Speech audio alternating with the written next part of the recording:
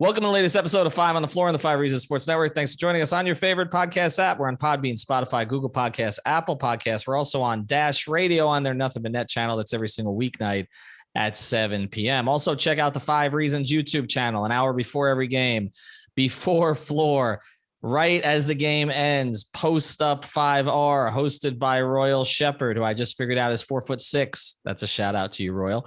Also, check it out for the latest Dolphins content. The Dolphins have won 4 in a row. I was there today. Tua has completed 90% of his passes over the past 2 weeks. So you might want to check out the pre and post game shows there. Also, 5reasonsports.com, 5reasonsports.com for the latest from Brady and Gad and others, and you'll be hearing from them today. And of course, that is free. We don't have a paywall. And the great sponsors of the 5 Reasons Sports Network.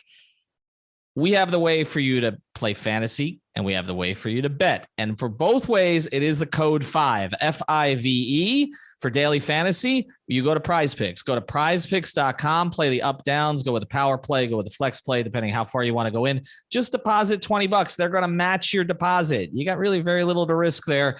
And that's the bonus, but then you can also bet more if you want. But you can play 2, 3, 4, 5 players together. You can play NFL, NBA, NHL. We're going to start doing regular Prize Pick shows. You can catch those on Before Floor where we guide you. If you want to bet, go to betus.com. That's betus.com. They give you 125% bonus when you use the code 5, F-I-V-E. They got the live betting platform. Unfortunately, I decided to go in and play Alabama -2.5. What the hell are those rules in college football? Go to betus.com. That's betus.com. Use the code 5. That's the way you want to gamble. You know that there was this other app that was out there, but I don't think people are going to be using that one very long. Go to betus.com, use the code 5. Prizepicks.com, the same, code 5. And now, tonight's episode. Down the Biscayne. Yeah. 5 on the floor, ride for my dogs. Where here's the thing, you can check the score. Hustle hard, couple scars, wearing bubble frogs. Just like Butler said, you in trouble, y'all. Kept the floor playing, got it all banned. Y'all seen the block, stop with one hand. And Pat we trust, it's power, have the guts. We're here to bring the heat, y'all can hang it up. Welcome to 5 on the Floor, a daily insider show on the Miami Heat and the NBA, featuring Ethan Skolnick, Greg Sylvander, and Alex Toledo, plus others from the 5 Reasons Sports Network. All right, welcome back to 5 on the Floor on the 5 Reasons Sports Network. Here is tonight's floor plan. We literally have 5 on the floor tonight. I think this is the first time we've actually done that. You can follow me at Ethan J. Skolnick and at 5 Reasons Sports. You can follow Greg Sylvander at Greg Sylvander. You can follow Alex Toledo at Tropical Blanket. Although if you're watching here on YouTube, for some reason, his name is also Ethan Skolnick. You can follow Gadiel Cartagena at Gad Cartagena. And make sure you use, yeah, exactly. Make sure you use CARTA if you want to spell that correctly. And of course, you can follow Brady Hawk at Brady Hawk 305. And I feel like Brady has paparazzi following him now, so you may want to just trail them. Here's what we're going to do. Okay. The Heat have played 20 games. They're 13-7. And I think most people before the season would have taken that. If you looked at the schedule, you looked at all the road games, 13 road games, ton of playoff teams on there, not a lot of gimmies. I think you would have definitely taken 3rd and 7 and 2nd in the East. Of course, when you start to break it down from a micro perspective instead of a macro perspective, you can say, well, maybe they should have beaten Minnesota. Maybe they could have beaten Indiana. Maybe they should have won at least one of those 2 games in LA, right? So there are games that they certainly could have won that they didn't win, but they have wins against Chicago, against Brooklyn, 2 against Utah, 1 against Milwaukee. I know not everybody played for Brooklyn and Milwaukee in those games, but the wins still count. And the Heat obviously have missed some players. Bam missed some time. Jimmy missed some time. Lowry missed a game. Herro's now missed a couple of games. So their 4 best players have missed time. Markieff Morris has been out 10 games off of their bench. So they haven't been totally healthy either. But we're going to break this down 2 different ways tonight. Check out Gad's story on 5reasonsports.com. He broke it down by the numbers. Brady broke it down by the strategy. We're going to start here with Gad. And I just want you to I want you to lay it out for us. Okay. What were some of the key things that you found? And I know you did it after 19 games, but it still applies after the Chicago game. What were some of the key sort of trends that you found through the first quarter poll of the season? So for the first, I guess we'll go with 5 takeaways here. The most important one to me, at least, was what we've seen from Tyler Herro. I think what you've seen from him just overall increases the ceiling of this team. We didn't know what he was going to be going into the season. And looking at the numbers, he's playing like an elite pull-up shooter. He's playing like an absolutely elite pull-up shooter. If you look at pull-up shooting, like how many points per game they're getting, the effective field goal percentage, he's technically 4th behind, I believe, Kevin Durant, DeMar DeRozan, and Trae Young. And then he's ahead of guys like CJ McCollum, Devin Booker, Zach LaVine, Donovan Mitchell, Damian Lillard, and we can keep going. That's a really elite group to be in the conversation with. And I know he put a target on his back going into the season, but that probably would be my biggest takeaway. There's also some stuff about Bam being a shooter, the rebounding percentage actually being an elite strength of this team, as well as Duncan Robinson and Kyle Lowry and how they've regressed and how it's been a little bit confusing because it's been the catch and shoot that's gone away. But I think there's a lot more positive from the first quarter of the season than there is negative, although you might not see that if you read the timeline. Yeah, and I'm glad that you led with Tyler because, when I think about this season, there's micro and there's macro, right? And like, yes, we can dissect the micro stuff, but I also think about like just long-term, like the best thing that could have happened for this organization has happened through the first 20 games. And that's Tyler Herro has ascended to a different level. And you brought that up. And I think it's a great place to start. And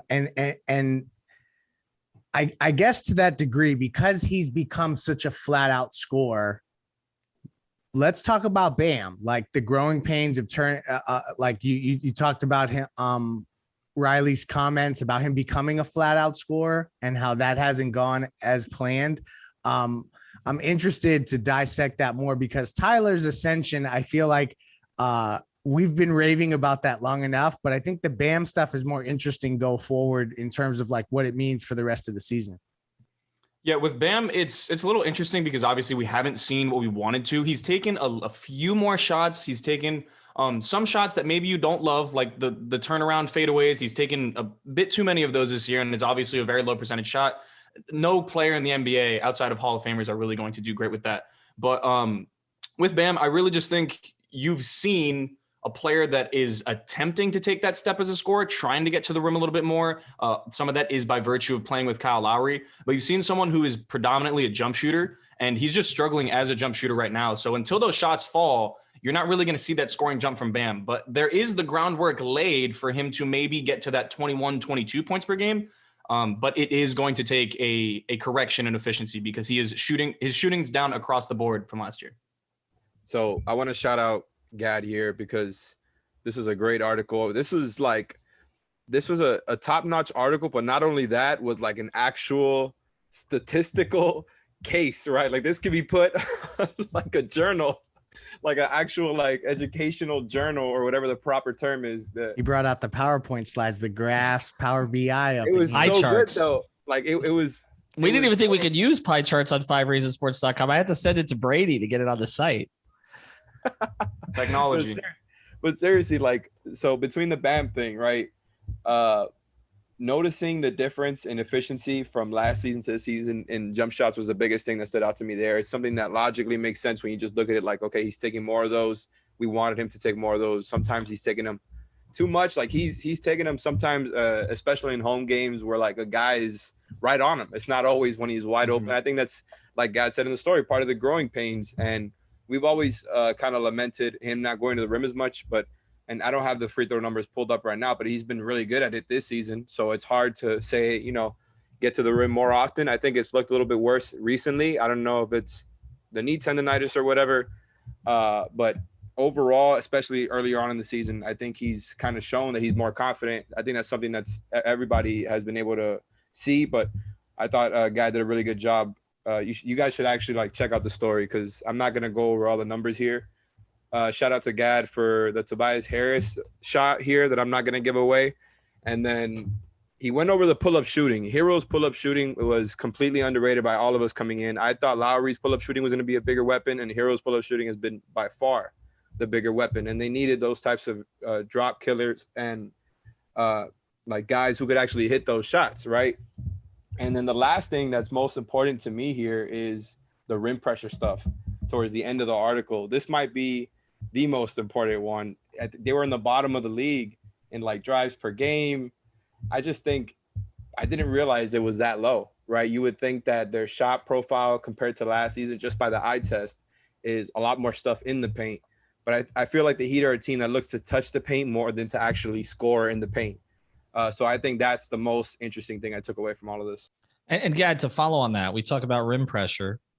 And I mean, you mention it. It feels like the answer to that is on the roster, but not active, right? Like, I mean, you take a look at what they're currently doing. I don't know that the rim pressure is going to significantly increase with the way that Lowry's playing. He was a little more aggressive, particularly early in the game against Chicago, after you posted the article, but I just don't see it. I don't see this as a team that's going to do a ton of that until Victor Oladipo is back, right? Like, I mean, we always do this. It's like Vic at 70%, Vic at 80%, Vic but let's say it's the Vic that I can't imagine he's going to be worse off than he was last year if they did the surgery correctly, right? Yeah. So he was 12, 3.5, and 3.5, like essentially. Okay, so let's start with that as a baseline. Okay, let's say that the Victor Oladipo that we get back looks as good as he looked at times for Miami when he played in those, 4 games last year, with more room to grow because hopefully, again, they did the surgery correctly. How much does that change the rim pressure shot profile for this team?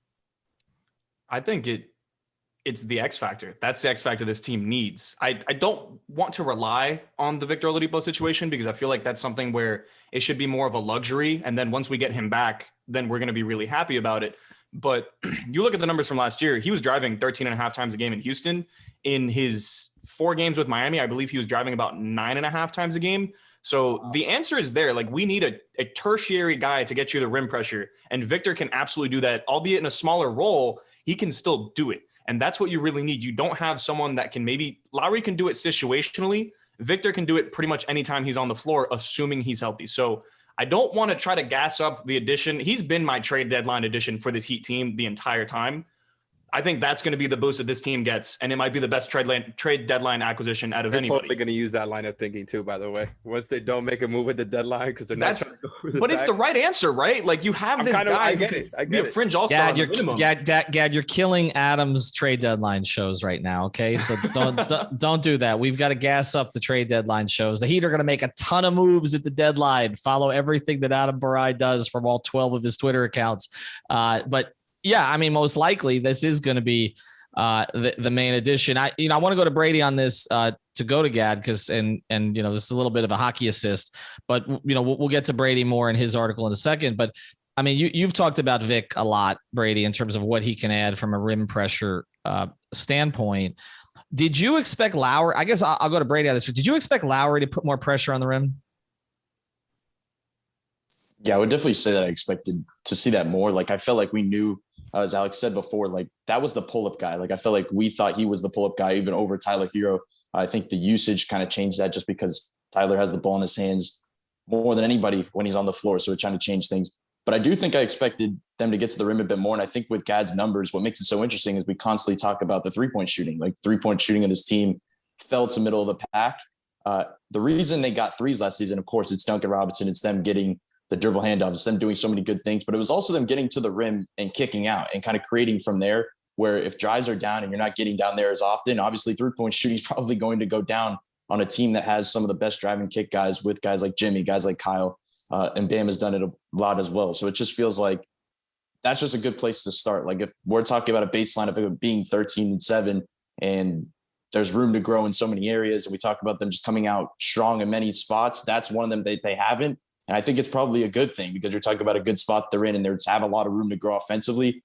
And it's kind of a fallback plan to kind of saying the three-point shooting can go up if that goes up. So I'll pose this to Gad. Do you think the three-point shooting can go up? Like, do you think that's going to be a big reason that things can change just off of rim pressure? Yes. I think the biggest thing with this team is they've had some of their best players like Lowry, Duncan, and Bam. They've all struggled as jump shooters, and you also have a team that has struggled with rim pressure. They just need one or the other to click. They don't need both. If they get both, this team is virtually unbeatable, but not every team is perfect. right? But what they really just need is either rim pressure to be figured out, which I don't think is all that much likely until Victor Oladipo's back, unless Gabe Vincent just turns into Fred VanVleet 2.0, which, hey, I'm not going to say anything about that. Don't sleep on Gabe now. But the realistic pathway for this team to get to a close to elite offense, although they're already playing good offensively, is just purely hitting shots. We have tough shot makers. We have contested like movement shooting on this team. We just really haven't had that result yet. And I think at a certain point, the numbers are really, really bad right now. At a certain point, there will be a correction, and it's going to look like a beautiful thing that might end up in a win streak for Miami because they have some talent. Like Lowry's shown for years he's a good shooter. Duncan has a ridiculously large sample size of being an otherworldly shooter. And Bam has a 2-year sample size of being a at least serviceable jump shooter from the mid-range. And we're not getting that right now. So once those happen, this team will be in great shape. Yeah, I think you perfectly articulated kind of when I look at one fell swoop through the first 20 games, like the fact that 6-1 start, like the way that they played and the things that they got to know that they have that gear, to me, I think is a really good sign. And to your point, when the shots start to fall, they can get to that gear more frequently. So to me, that's a huge takeaway from the first 20 is just, the sheer way that they started the season. And the other point that you've made, and I know, I think this is bears watching, is it seems like Lowry will apply pressure to the rim when there's no other choice. He's done it in games, and I know you statistically quantified this, that he's driven more in games where he doesn't have one of the other guys out there. And then he's also done it more at the end of certain games. Again, when there's been foul trouble, my frustration with Kyle, and I got into this on our Twitter spaces last night, is that when he's out there on the floor with, without the Heat's other stars. Okay. And, last night against Chicago, he didn't have Herro. Bam is not Bam. And I think that's something we need to continue to monitor and discuss because either the knee or something's off. Okay. And Jimmy was not really totally plugged in. And, and then he's on the floor with basically Strus, Gabe Vincent, two ways from last year, Caleb Martin, a 2-way from this year, and Dwayne Dedmon. Okay. A guy that got off his couch last year. Okay. I know he doesn't like when we say that, but I mean, he wasn't playing. He's playing with 4 guys who are essentially minimum guys. You're the $30 million player. Attack. Okay. I mean, you're the guy with a pedigree. You're the guy who's won a championship. You're the guy that they went out and got. You really heard you. Quarterback. He heard you, Ethan. Well, he did I will say this every time. I don't know what it is. Every time I call him out on Twitter or Spaces, he goes off. So I guess I should do that more often. But it's not that I don't appreciate what Lowry provides. I mean, I was pushing for the signing, but it's just certain times it's like, okay, more like there's no one else there. It's like, look around. Okay. You know who he reminds me of a little bit just on that point? Mm-hmm. Jimmy in that first season here, where like, yes. It was like he would just pace himself so much as like the playmaker and then wait till score like towards the end of the second half. And Lowry just does it at an even higher degree because he's been that point guard for so long. And I think he's kind of conserving, kind of ramping up towards the end of the season, towards the playoffs. And that's part of it right now. All right. We want to get to the defense here with Gad in a second, and then we're going to transition to Brady's article after that. Before we do, though, we got a new great local sponsor based in Coral Springs, and it's called Intense Nutrition. Intense Nutrition. This is the place you want to go. Go up and say hi to Mike and everybody else there. This is the place that you want to go if you're tired of the change. You want to walk into a store and you want to get personalized service where they actually know you, and they've got great products there. So they can set you up with the Intense Cleanse and Detox. You can lose 10 to 15 pounds in 10 days. We just came out of Thanksgiving. Maybe we'll make it 20 to 25 pounds in 20 days. Who knows? Okay. Get the Intense Cleanse and Detox, or they can design the specific stacks for you, whether you're aging, whether you're a budding athlete, whether you just want to fight cold and flu season, right? Remember, the masks are coming off now. You're probably going to get sick again. Reach out, go over to Intense Nutrition. They're over on 2540 North University Drive. That's in Coral Springs, 2540 North University Drive. It's in one of those strip malls over there in Coral Springs. The phone number is 954-775-0257, 954-775-0257. Check out everything that they've got. We posted on our Instagram page. But here's the biggest thing. Again, pre and post workout regimens. They'll help you with that. But the big thing there, it's the quality, but it's also the service. Okay. They're going to work directly with you. Also going to set you up with local gyms that they work with and make sure that you get the kind of program that you need. So go to Intense Nutrition. Make sure you mention 5 Reasons. Again, the phone number 954-775-0257, 2540 North University Drive in Coral Springs. So since we started doing these spots, I've had a bunch of people reach out and say, oh, we go there. Find out why. Go to Intense Nutrition. All right, let's get to the defense here a little bit. Gad, from a statistical standpoint, what have you found? This is a top 5 defense. They are probably going to be a top 5 defense through and through throughout the entire season. And it literally must be hell playing against these guys because even though they're undersized, they're still an elite rebounding team. As of 19 games, the Chicago game might have skewed it backwards a little bit because Chicago definitely outworked us on the boards in that game. The Heat were tied for first with the Utah Jazz, who are a notoriously great rebounding team led by a notoriously great rebounder in Rudy Gobert. So the rebounding for this team, which looked like it was going to be an issue going into the year. I mean, we have a really small, our starting lineup is about like 6'5" when you average everything out.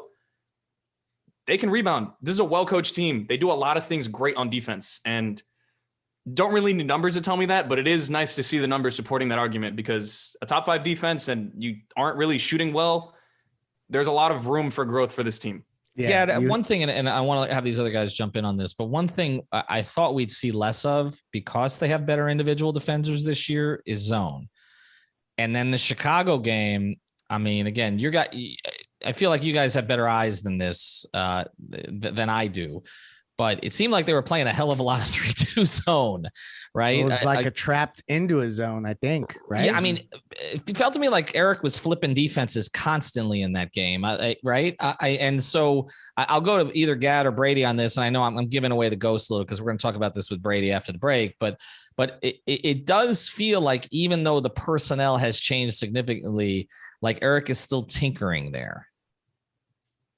Yeah, he's definitely going mad scientist. This is definitely more of a Brady question because my man is literally elite with the X's and O's as he's always been. But I just think a lot of what he's doing is catering his approach, the defense that they're running to the personnel that is on the floor. Like you have Gabe, you have Caleb on the floor. You want to put like 3/4 court pressure because they can hound guys defensively and make you get into your offense in the shot clock much, much later. And then if Billy Donovan can only run like 2 sets for the Bulls, for example, that's a good thing for the Heat because they can probably guard 2 sets. But if you have to go 3-4 rotations deep, then maybe it doesn't work as well. But I'll let Brady chime in on this as well. I feel like that's really what we're doing is just trying to maximize the skill set that is currently on the floor, which is what great coaches do.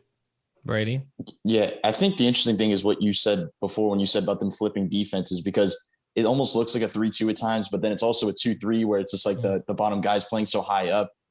Then there's possessions where Dedmon's basically at half court and it's just rotations on the backside. And it basically turns into man because everybody's just going kind of crazy on the backside. Like that's Spoelstra's like home base. Like that's where he likes to be. He likes to be kind of where he has the personnel where he can trust, even though Dedmon's not the fastest guy, he knows he's smart enough to get back in his position. And like Gad said, they're catering to their guys that are on the floor at certain times. Like they basically called, I feel like Caleb Martin's basically the Andre Iguodala of last season in a lot of ways. Like it just feels like, and especially it starts with the 2-3, the 2-2-1 press and the 2-3 zone where Gabe Vincent, if he entered the game last season, it was automatically going to be a press in the zone just because of his ability to stop the ball, Iguodala's ability to stop the ball. And I felt like we thought there wasn't going to be as much zone because we didn't think they had an Andre Iguodala to put at the top. Like you're not putting Jimmy Butler at the top of a 2-2-1 and putting that type of pressure on him, kind of wasting his energy. A two-way and Caleb Martin, who's highly capable of doing that, you'll feel very comfortable in doing it. So I just feel like the personnel changing and then being able to use these different guys kind of change some things. But either way, they still have to use their offensive guys no matter what. Like I feel like there's top 5 defense for a reason, but like pushing out Max Strus outside of a rotation to kind of tend to that, it seems a little crazy at times, but it just shows the theme of this team. Alex, I want to let you jump in here because I do think that one of the things that drove Heat fans crazy last year was the soft switching, and particularly Bam. And it does seem like he's still doing it. I know I'm going into the strategy thing here a little bit, but we'll do this and then we'll get into more on the offensive side. It seems like he's still doing it, but it seems like it's more his choice, right? Like, how do you? I'll go to. I think Greg and I will both defer on this to the three of you. Like why is that happening and is that good? So before I get into that, because that's definitely a good conversation, back to what we were just talking about right now, the zoning stuff. I've noticed a lot of it was coming in these 4-guard lineups too. They've been throwing out, especially before the Chicago game where Strus is kind of back in the rotation. But either way, right, he's not really a 4. If he's out there as a 4, it's still small ball. And I just noticed that and ever since Keith has gone out, and especially more in these past few games, they've been kind of ramping up the mad scientist stuff. And I'm good with it. Like, I think trying it against different teams, and especially, you know, when you've got certain guys missing, it just makes sense to do. Like, these guys, like Brady said, are capable of doing it. Caleb Martin is in that Iguodala position, in that Derrick Jones Jr. position, where it's like they know how to be there at the top of the zone, very active hands. So I'm good with it. As far as, you know, something that you could throw out in short spurts. Now, the Bam stuff, I don't think it's his choice. I still think it's a coaching thing, because most of the time it's happening when they're just switching everything, and they've done a whole lot of that this season, as opposed to in the past, maybe they've kind of tried to keep Bam, you know, sometimes they'll switch 1 through 4, but that was more, you know, tied to Hassan Whiteside and other bigs who just couldn't move, like Myers or Kelly, right? That's less of a Bam thing. But in general, they're switching everything a whole lot when they're not doing these other types of defenses like zoning and trapping. And I feel like that's just what's going to happen. This team, however, as much as I'm not a fan of the soft switching or whatever, they're pretty good at targeting like when they're going to actually switch. Like they're pretty good at noticing when there's a mismatch, although there's been a couple of times at the end of games, specifically that Washington game, where it felt like they weren't helping out enough. They're really good at figuring out what mismatches to not let happen. And so I think they're really smart, and also they can guard up so well. Like we saw yesterday with Vucevic, right? They were switching all over the place, and every time Jimmy was there, he held his own. Lowry held his own. Even Duncan did a pretty good job holding his own. And you know PJ is going to hold his own versus the big man. So I just think they're really built, and that's why Spo ends up doing it as kind of his base defense. Is they've got a team that is really built to switch, and it takes away energy from guys having to constantly fight over. I think it's a fun question to say, is it Bam doing it or is it by design? And I don't want to get too far into scheme, but I will say that the Heat social media account points out that Bam is the #1 switch defender in the NBA with 59 switches over #2. And that's like front and center on the flyer. So I think that it's probably by design. Bo dug up that stat with the shovel. Yeah, he sent it to Coop, and then Coop sent it over to the media account. No, Coop does incredible work. Okay, one more thing, and then we're gonna go to Brady. I just want to see, is there any way to quantify, Gad, how good PJ Tucker has been? Is there any number that speaks to it? That's tough. You could probably look at like charges drawn, individual rebound percentage I was looking at, and he's pretty up there for being an undersized 4. Whenever he boxes out, the Heat get the rebound. That's pretty much what, and he boxes out pretty often. I didn't cite that in the article or whatever. If he was a bench player, he would be on my Culture Minutes segment for the post-up show, but that's a conversation for another day. PJ Tucker would definitely be like all-time culture player, though. Like that, he would historic ratings if you want some numbers for that. Well, you know the thing about that, Gad, is and this is one of the reasons I want to do this exercise, is because the different ways to analyze basketball now. Whether it's the statistical or the strategic or the eye test, it all sort of comes together with him, because I remember Brady and I were at the first scrimmage together, the first open scrimmage, and we're both watching PJ. And the first thing I said, and again, I don't have the eye that you guys have on this, particularly Brady's eye on this. First thing I said was, they're going to get every rebound this year because he's just going to stick his ass out and blocks everybody out. And that's pretty much what happens. I mean, he doesn't have to get the rebound to create the rebound opportunity for Miami. And I think if you look at it, and that is why I think we're going to talk a little bit more about Bam as we go forward here, but that is why Bam's rebounding decline to me is concerning over the past 3 weeks, because he should be collecting a lot of rebounds, because he has a much better box out guy next to him than he had last season when it was Trevor Ariza, right? Who was, I mean, let's be honest, Trevor was a skinny 3 playing the 4. He's got a guy now who's a legitimate 4, even though he's undersized from a height perspective. And so Bam was grabbing all these rebounds early, and he's not now. And to me, that speaks to a potential health issue that he's having with the knee. because the rebounding numbers coming down, I think, is most indicative, because Bam should be lucking into 11 rebounds a game. Okay. Just the way that they're boxing out and as many missed shots as they're forcing. And he was early. That's why it's like, there's something weird there. Yep. Absolutely. All right. Listen, hold the takes on this, by the way. Just to further what you're talking about. Mm-hmm. So the Heat have been in the top 3 in rebound percentage all season. And I believe they still are, even after this last Bulls game where they got destroyed on the boards. But I just did a quick search with I just threw a filter on there. I wanted to see where they're at in rebound percentage in the last 3 weeks. I wasn't thinking of a specific game, but something like that. Last 3 weeks, they're 15th in rebounding percentage. So I think it's Bam. I think if you're looking for the direct corollary, it's likely Bam. All right. We've got something new for you. Brady's segments on our show are now sponsored. And they're sponsored by our friend Eric Rubenstein. And he wants to be your attorney. In fact, if you go to his IG page, it says his handle is I want to be your lawyer, which is a pretty good place to start. I'm going to tell you a little bit here about Eric. The law offices of Eric Matthew Rubenstein specialize in personal injury law, including car accidents, slip and falls, medical malpractice, and more. Here's a little bit about Eric. I actually met Eric 16 years ago when I was doing a story at about 4 a.m. about all night places in Fort Lauderdale. Yeah, that's what I was doing back in those days for the Sun Sentinel. And I hung out with him at a Primanti Brothers, if you're familiar at all with Lauderdale Beach. And that's how I met him. And he became an attorney. He's an FSU undergrad. Don't hold it against him. Got a master's from BU, and he graduated law school magna cum laude and 7th overall out of 200. He was also president of the Student Bar Association. So he's the kind of person that you want in charge of your case. He grew up in a personal injury law family, and he could be reached at 954-829-ERIC. That's 954-829-ERIC, or again on Instagram at I Want to Be Your Lawyer. You can also text him at that number, 954-829-ERIC. So if you've had a car accident, a slip and fall, or anything medical that didn't go the way that it was supposed to go, make sure you reach out to him. Also a huge Miami sports fan and a friend of our friend here, Brady Hawk. So he's going to be sponsoring Brady's segments here on the program. So that's a good place to start here with Brady and his latest article, which you can also find on 5reasonsports.com. Brady didn't have the fancy graphics, but he does have the fancy videos on here. And Brady, let me just let you start with your biggest takeaways. And I know some of them are similar here from a strategic standpoint to some of the statistical stuff that Gad did, but with some tweaks. So let's go through it.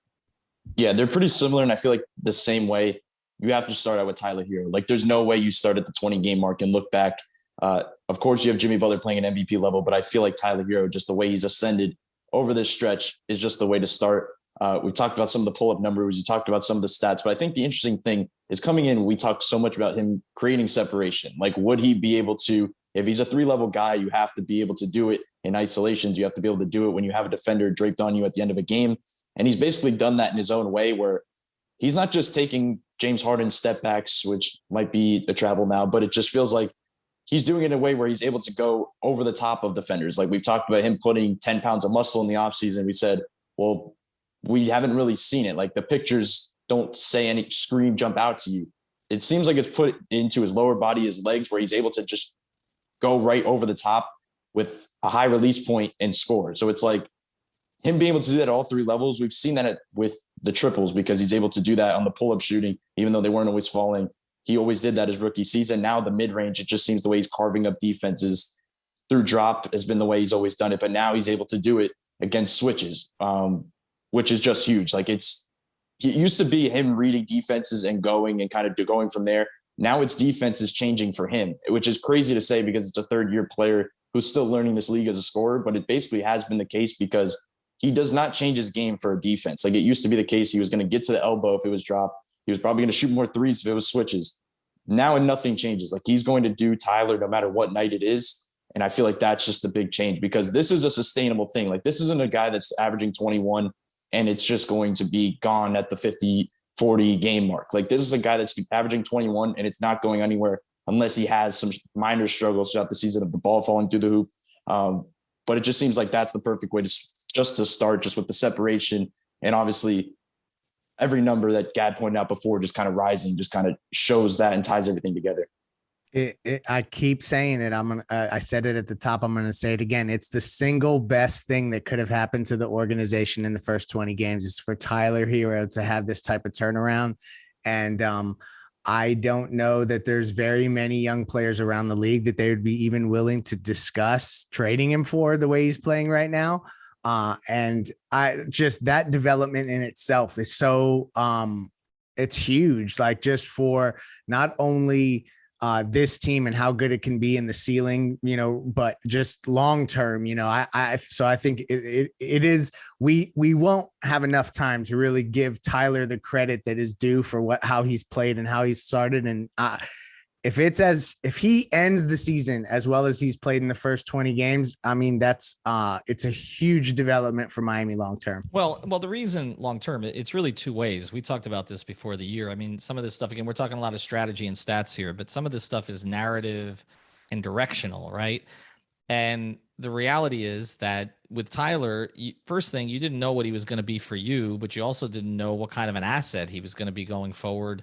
And now he's both, right? Like now he's such a good asset that you don't want to move him. That's the position you want to be in with your players. Like force another team to blow you away to give up a player, and then you still have to think about it, right? Like there are conversations we had before this season that were gimmies. Would you trade Tyler Herro for Brandon Ingram? Of course. Now you say, no, I wouldn't, right? Like this has flipped over the course of this year because, guys who can score at will in this league, who also are playable defensively, which he has become, and then also playable in fourth quarters because they have that thing where they're not afraid like that. There's very, very few of those. Like there's a guy in Atlanta.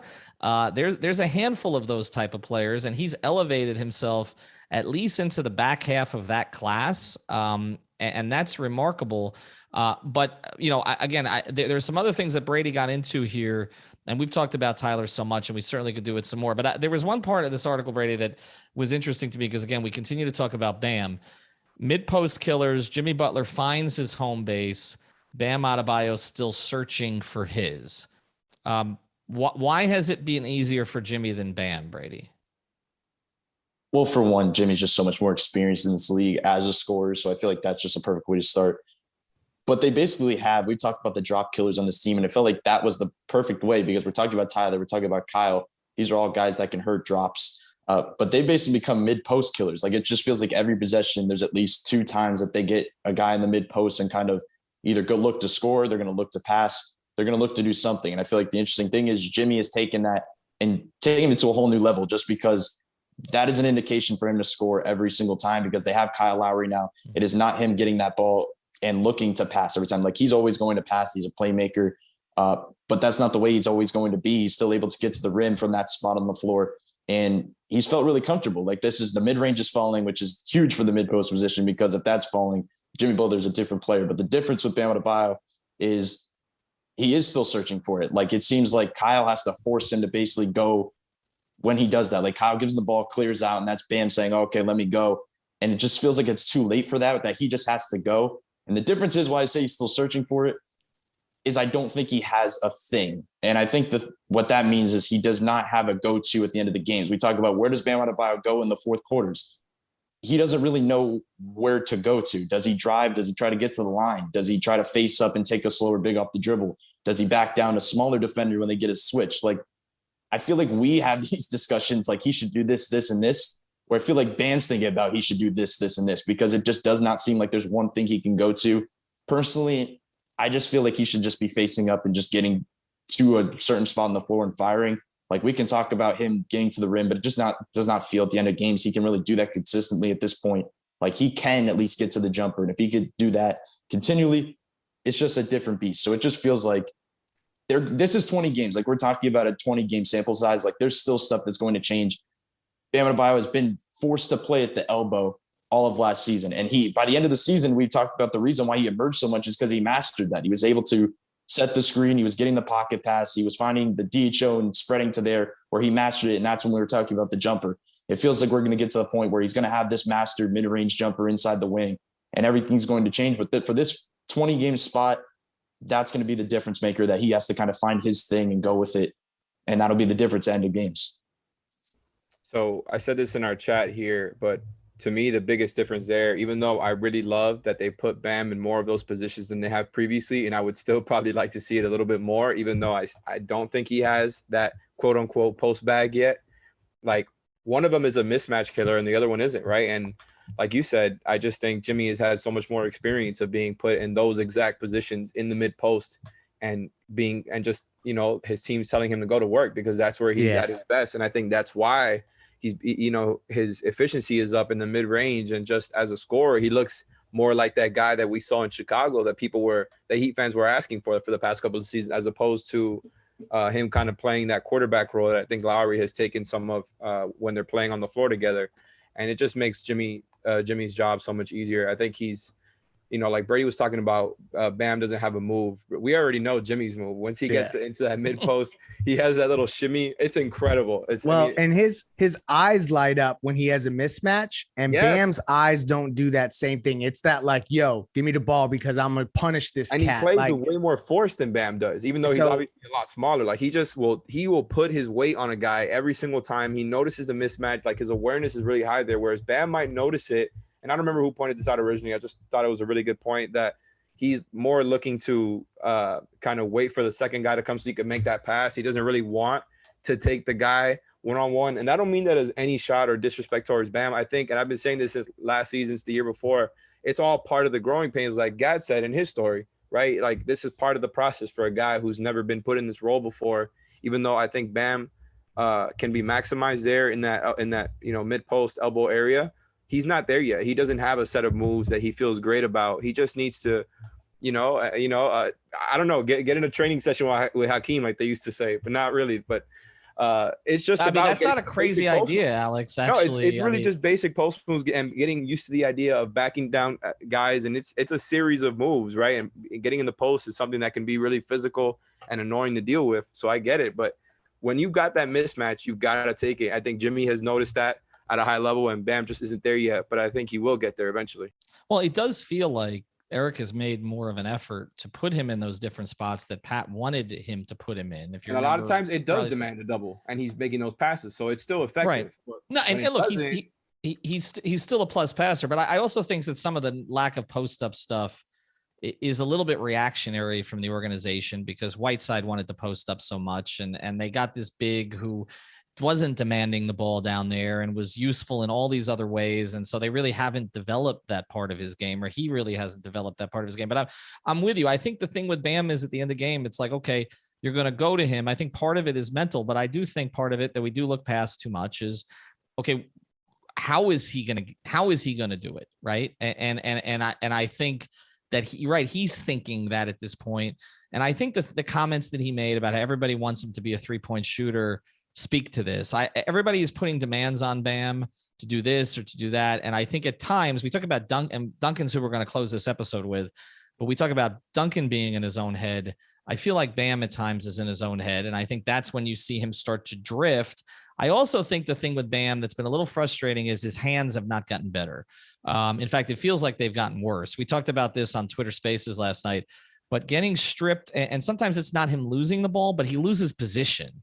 And then he's sort of like, it looks like he knows what he wants to do, but then the ball's sort of, he fumbles it or somebody slaps at it. And I do think that's on the scouting report at this point.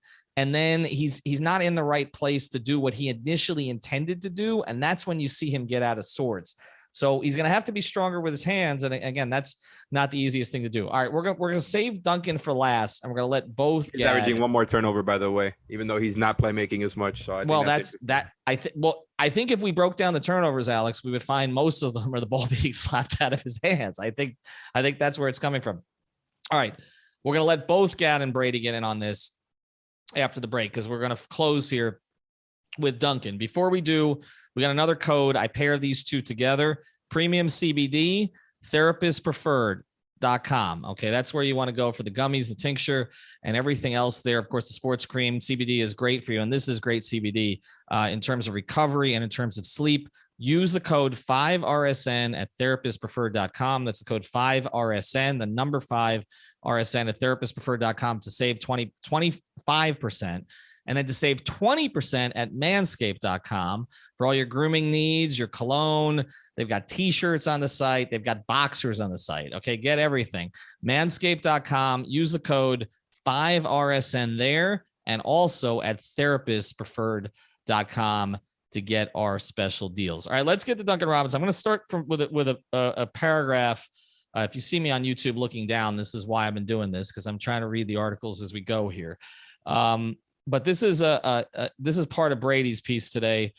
Through a quarter of the season, it's been a ton of Robinson awaiting the ball to fall into his lap, which has not been him at any point in his NBA career. He needs to seek the ball out, receive more high pick and roll reps, which transformed his shooting last season, and continually make pocket pass as defenders continue to double out at him, no matter his shooting percentages. So for you, Brady, a lot of this is, again, his intent, right? Like what, again, seeking the ball out. But here's the other thing. I know he shot the ball better against Chicago. He's just shot some. I mean, just again, this is eye test now. This is not statistical. There are just times he's way off. Like I don't remember, even when he was struggling last year, him being way off. But there are some that like barely hit rim this year. Like what? So how much of it is? Where do you put it? Like how much of it is this idea that he's got to try to adjust to the way that the Heat's personnel and scheme has changed, and how much of it is just he's just not shooting the ball well? Yeah, I think first and foremost, it is in his head. Like that's number one by far. But when you're 20 games in, you cannot just wait for that to turn around. Like you have to do something about it. You have to go back to some old ways to try to flip that switch. And the one way to do it, I just feel like, is just going back to what worked. Like he has fully changed his role. Like it may not look like it. Of course, open looks are open looks. Like you should make them. But going back to the dribble handoff, sometimes he's done it. We saw it against Chicago looking recently. And what did he do? He got to the rim more, because no matter what he was shooting, guys are still flying high at him, and he's going to a weird floater, which is falling. I said he was mirroring Clay to mirroring DeRozan. Like he just went now and he's getting to the rim and he's able to do different things. But this is a team that, if we're looking at them, this is probably Gad's area, but looking at the stats, I would think they'd be at the bottom of the league in 3-point shooting, because I walk away and I hop on these podcasts after games and it feels like we're talking about them shooting 27% from three, 29% from three. And this is a team that's middle of the pack with Duncan and Lowry not shooting the ball well. Part of that is just, as we loop back a little bit, is just Herro shooting the ball at an incredible level. PJ Tucker shooting the ball at an incredible level. But by the way, we talked about the PJ stat that stands out. 32% of catch and shoot threes last season, up to 45%, is basically a reason they've kept 3-point shooting afloat. Like he's basically saved them in that area. But with Duncan specifically, it does feel like maybe high pick and roll reps is the way to go, because like I said, they still double him, and that just maximizes spacing on the floor, because you get that ball to PJ now, which we didn't think was possible before. Like we didn't think you could hit PJ on a roll like that and you feel comfortable with him making decisions on a 4-on-3 on the backside. But you do now. Like he can make the pass. He can make that weird floater that's basically 100% consistency with. Like it just feels like there's just so many different things they can do with Duncan, going back to those old ways. And with Lowry, on the other hand, as I talked about in this same section, it feels like it's the same thing with him, like kind of relating it back to what he used to do. Setting screens, when the screen comes, immediately pulling as he gets to that 3-point line. Transition pull-ups, which he did a ton in Toronto. And it feels like corners, like he needs to be utilized much more in the corners. We talk about late game execution. Duncan is the ultimate strong side 3-point shooter, because if you have Jimmy on the wing and Duncan's in the corner, that defender, no matter what, if Duncan's 0 for 10 from 3 that night, they are not dipping off of Duncan to go after Jimmy on the drive. And if Lowry's on the weak side, they're not really thinking twice to go completely for a tag. So if they want to maximize space, and it feels like that's the way to do it. But ultimately, it's just interesting to have that conversation, to say that's possible with a team that's shooting, 2 guys of your backcourt that are shooting that poorly. But it does feel like Duncan's in his head, and it just feels like if they go back to what's worked, that's when what'll start the turnaround in, the mental side of things. You mentioned Duncan in his head. This is the weirdest split. Like, look at this, y'all. So in the 7 home games, he's shooting. So same attempts, 9 attempts a game. 7 home games, he's shooting 25% from 3. In the 13 road games, he's shooting 38% from 3. It's interesting. I don't know what the correlation is there. I'm the narrative guy. Could it be that the big contract in front of the home fans is an expectation kind of like weighing on him. It's possible if you think of the fact that if you look at his splits previous, he shot the ball better at home. Both he and Herro did, by the way. Jimmy's the guy on this team that plays better on the road historically over the course of his career. His percentages, his points per game, and all of that are up. That's interesting. Gad, was there anything when you kind of dug into the numbers here on Duncan specifically? There's a few things that are just pretty weird. His pull-up shooting is still borderline at an elite level. He's shooting about 40% on 2 to 3-ish threes a game on pull-ups. That's impressive. Catch and shoot. He's taking more catch and shoots than any other player in the NBA. He's taking 7.2 a game, and he's shooting, I believe it's 32% on catch and shoot looks. So kind of looking deeper into like what might be the cause of this. These stats almost make absolutely no sense, but on his tight shooting, so this is when a defender is within 2 to 4 feet of you. In his rookie season, he shot 41% on about 2.5 attempts. Last season, he shot about 38% on about 3 attempts. This season, on about 3.5 attempts, he's shooting 24%.